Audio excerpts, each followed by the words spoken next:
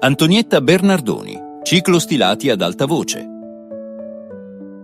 Nota introduttiva. Il testo che segue è la trascrizione fedele e verificata di uno dei numerosi ciclostilati diffusi originariamente dalla dottoressa Antonietta Bernardoni tra gli anni 70 e 80, nell'ambito della sua attività medica e politica legata alla salute mentale.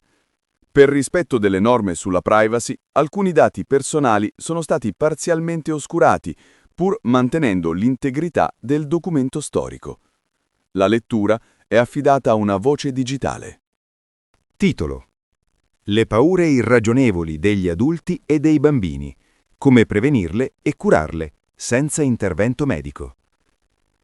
Alcune osservazioni dedicate cordialissimamente ai genitori di Motta sul Secchia e ai loro bambini, invitandoli a prendere sempre maggiore coscienza delle forze terapeutiche insite in tutti gli uomini che non vivano sfruttando altri uomini.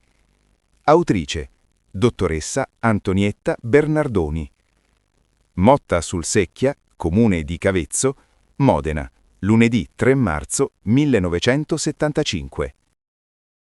La paura trae la sua origine essenzialmente dalla separatezza, dall'isolamento, dalla solitudine, dalla diffidenza fra gli uomini.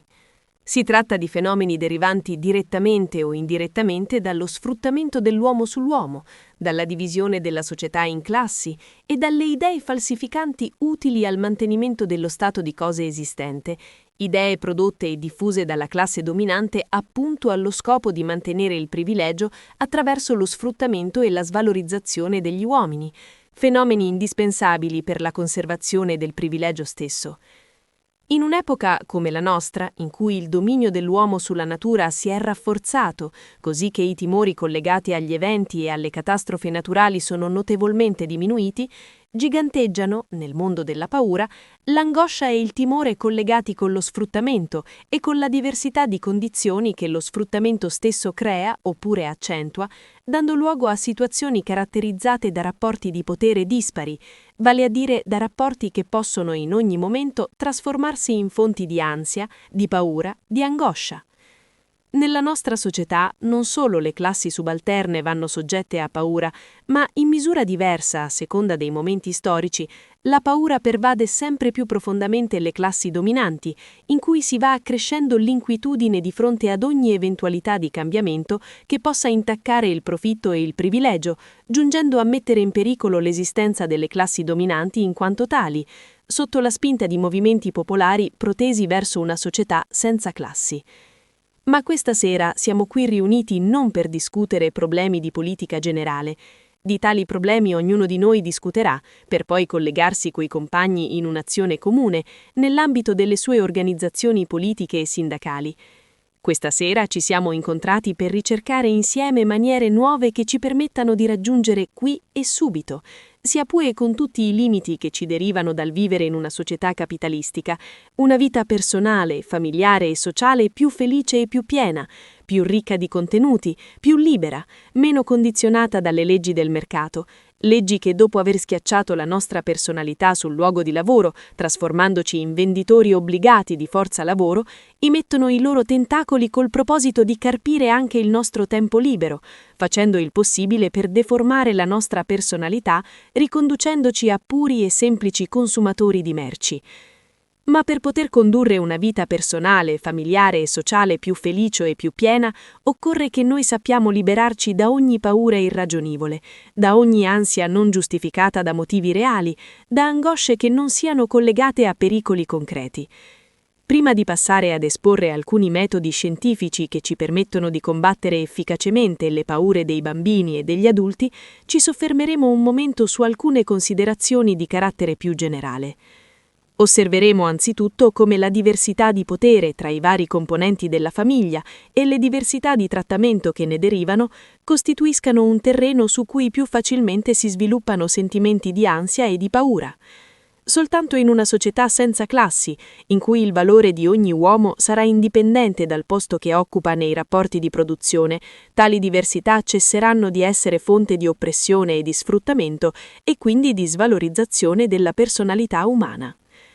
Ciò nonostante, già fin da oggi bisogna cercare di agire all'interno della propria famiglia in modo da far sì che, non solo nell'ambito della propria famiglia, ma anche nei confronti dei compagni che più gli sono vicini, i rapporti interpersonali diventino tali da consentire che, per quanto oggi possibile, ciascuno die secondo le proprie capacità e riceva secondo i propri bisogni, in modo da un lato che le capacità di ciascuno si accrescano continuamente, dall'altro che i bisogni di ciascuno vengano identificati e sottoposti a verifica e a indagine critica.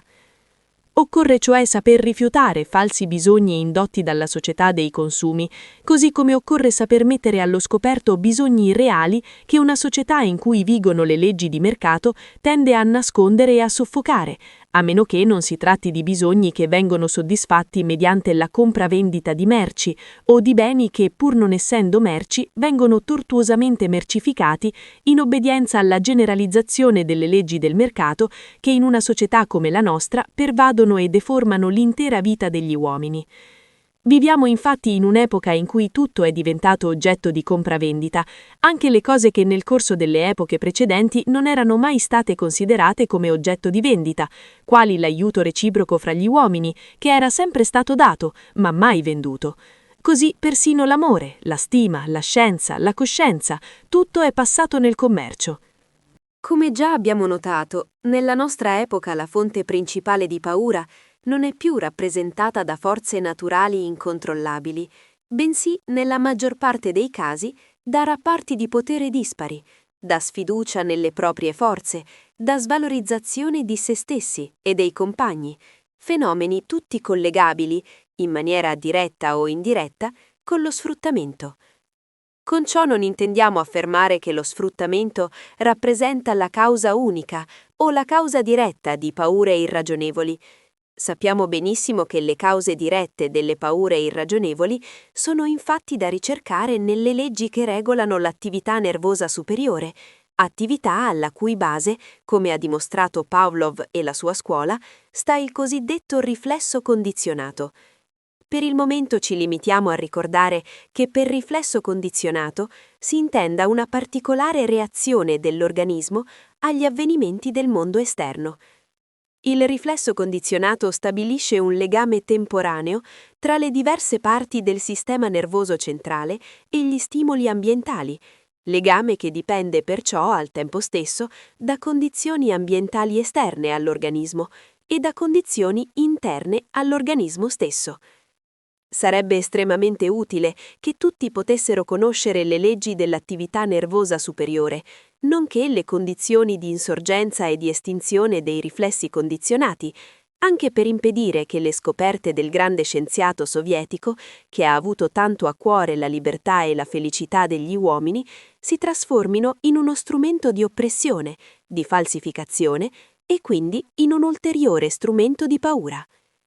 Ma se, invece di pochi specialisti, come accade attualmente, la popolazione intera si impadronisse delle conoscenze relative alle leggi fondamentali che regolano l'attività nervosa superiore, non sarebbe possibile che tali leggi, invece di venire applicate alla ricerca di una maggiore libertà degli uomini, potessero venir stravolte da chi detiene il potere a fini di oppressione e di sfruttamento.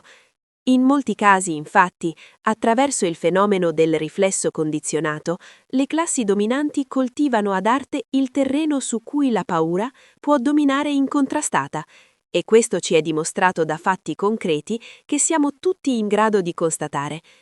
Prendiamo ad esempio in considerazione una paura che esercita spesso nei lavoratori un'azione frenante nei confronti della lotta per la realizzazione concreta dei propri diritti e nei confronti dei collegamenti con i compagni e con le organizzazioni. Mi riferisco qui alla paura di parlare in pubblico, paura che molto spesso spinge i lavoratori a rinunciare a dare un proprio contributo perché ciò richiederebbe il coraggio di prendere la parola per esporre esperienze e progetti che li riguardano in prima persona. Parli lei che ha studiato, io non sono capace, sono soltanto un operaio. Oppure, sono soltanto un contadino, se parlassi chissà quanti errori farei. Ma tacendo, il lavoratore ha già commesso l'errore più grave dal punto di vista sociale e politico, di fronte al quale eventuali errori di grammatica non avrebbero nessuna importanza. Egli infatti ha rinunciato ad affermare i propri diritti, non per libera scelta, ma per paura, delegando, non importa se in un'assemblea di quartiere o nel corso di un pubblico dibattito, la difesa della propria visione delle cose a persone che sanno sì certo parlare, ma che molto raramente conoscono e condividono le necessità e gli interessi impellenti di coloro che li hanno delegati a parlare invece di avere il coraggio di esprimersi in prima persona, magari usando il dialetto. Il lavoratore che usa il dialetto compie un gesto di fiducia nei confronti di se stesso e della propria classe di appartenenza, riaffermando il diritto della cultura e della lingua popolare ad affiancarsi, con dignità almeno pari, alla cultura scolastica. Facendo ciò, egli rivendica per ognuno il diritto di esprimersi compiutamente, senza timore di commettere sbagli, nella propria lingua materna. Ma perché tanto spesso ci si vergogna di usare il dialetto oppure si ha tanta paura di commettere un errore di grammatica o di sintassi? Perché fin dalla scuola elementare l'uso del dialetto o l'errore di grammatica è stato associato mediante un riflesso condizionato al rimprovero del maestro. Infatti, nella grandissima maggioranza dei casi, l'insegnante non si è mai preoccupato di valorizzare i contenuti di valore umano e sociale esposti dal bambino. Ecco dunque il lavoratore che, pur avendo un'infinità di argomenti da dibattere e di collegamenti da prendere, ubbidisce ancora oggi docilmente, contro il proprio interesse, all'imposizione di quel maestro che 20 o 40 anni prima lo ha condizionato a tacere soltanto perché il bambino di allora non possedeva la sicurezza di parlare in italiano senza errori. Ma chi parlerà al posto di quel lavoratore? Chi esporrà i suoi problemi? A livello generale, le organizzazioni dei lavoratori tutelano ed esprimono gli interessi della classe operaia e dei suoi alleati, ma a livello di sopruso quotidiano e di assemblea di quartiere, cosa sostituirà il silenzio del lavoratore che fin da bambino sia stato reso ad arte insicuro mediante condizionamenti scolastici? A meno che il problema non venga discusso partendo dalle radici e non ci si metta d'accordo tutti insieme per superare i condizionamenti negativi tanto spesso indotti dalla scuola, continueranno a parlare i privilegiati, coloro che non fanno errori di grammatica o di sintassi, ma che, nella stragrande maggioranza dei casi, non avendo vissuto in prima persona i problemi sociali delle classi oppresse, non potranno contribuire a fornire, in quanto privilegiati, non in quanto uomini di cultura, un valido contributo alla soluzione dei problemi sociali. Per questo motivo noi, nel quartiere San Faustino, ci sforziamo di creare le condizioni affinché l'immigrato meridionale senta di essere ascoltato con profondo rispetto, così come il vecchio operaio che parla in dialetto o la casaligna che non ha mai parlato alla presenza di tante persone. Non si valorizzerà mai a sufficienza l'importanza, ai fini di una democrazia reale, della conquista, da parte di ciascuno di noi, dell'abitudine e della capacità di esprimersi compiutamente in prima persona, non importa se in italiano o in dialetto, manifestando liberamente le proprie idee, allo scopo di difendere i propri interessi e i propri diritti, sia a livello di politica personale e quotidiana, sia a livello di politica generale, da condurre nell'ambito delle organizzazioni dei lavoratori.